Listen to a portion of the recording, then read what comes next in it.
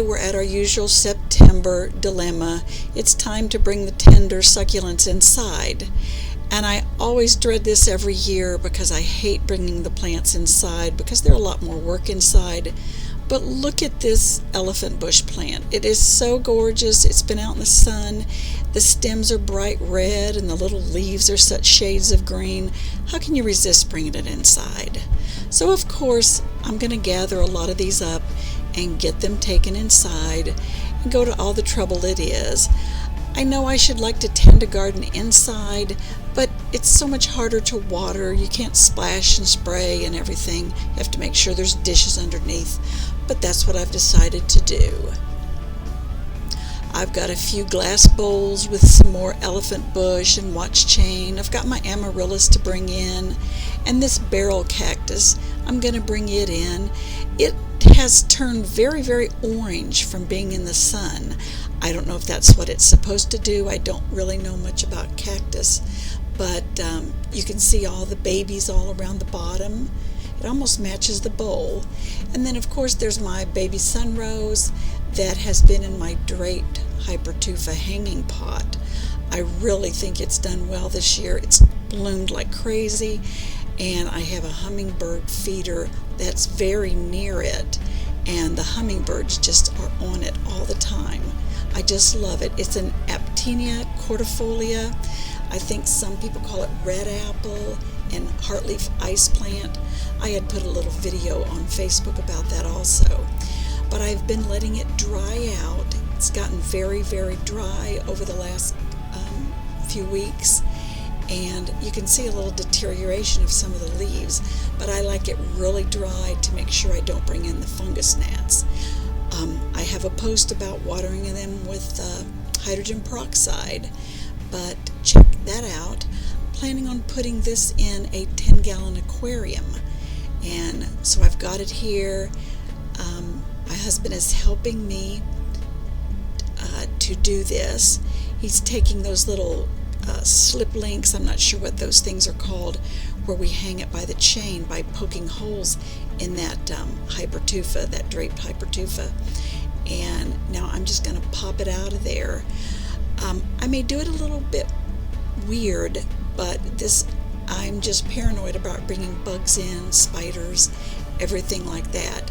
So in this type of a plant where I'm going to carry in the whole thing, I want it to dry out, treat it with my peroxide, and then I'm going to pull it out and pull a lot of the dirt away, check under the leaves and everything, make sure I don't find little, egg sacs, spider webs, spider mites, anything like that might still be in the plant.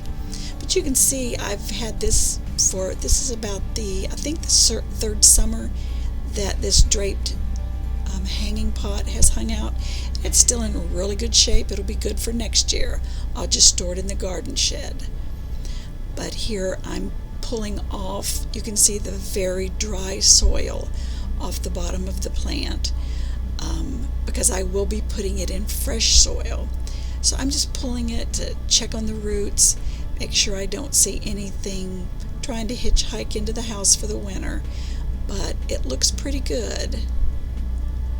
There are a lot of brown leaves where it has been dry, but unfortunately some of those leaves have to die in order for me to safely take it inside. I would love to be able to keep this whole thing alive all winter, but I don't really think that's going to happen. But if I can keep enough alive so that I can pull out little ends like that in the spring, pot them up separately, and have a lot of sprouts and everything, I'll be very, very happy.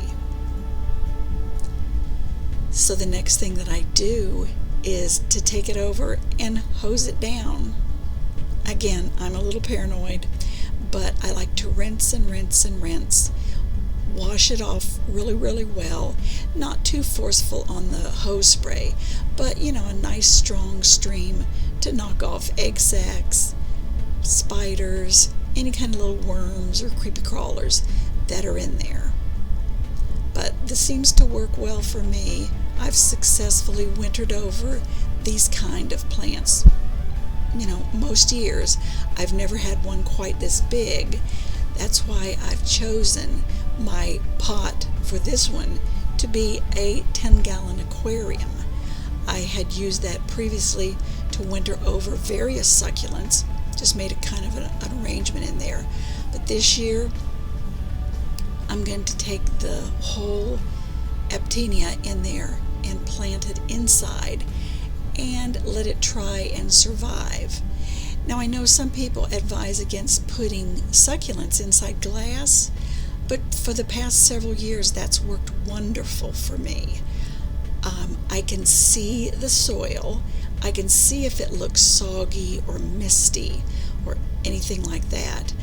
I can see any critters that are building a web, anything like that. I usually get those little sticky traps and lay those around on my shelves in the bedroom so that I can catch any little flyers that come out, and that has worked pretty well. But this one has a lot of long strands, and I can just arrange that. I've put fresh soil and some pea gravel in there to give it a nice planting bed, and it does fill up this whole 10-gallon aquarium. So we'll see how this works for taking upstairs, but I think it's going to be just fine. I'll put it in a sunny window and try to shield it a little bit from the hot sun. I have some white drapes that I can pull over, and so that hopefully that'll keep it from getting too hot. But we'll see. I'll make some videos in the winter so we can see how it turned out.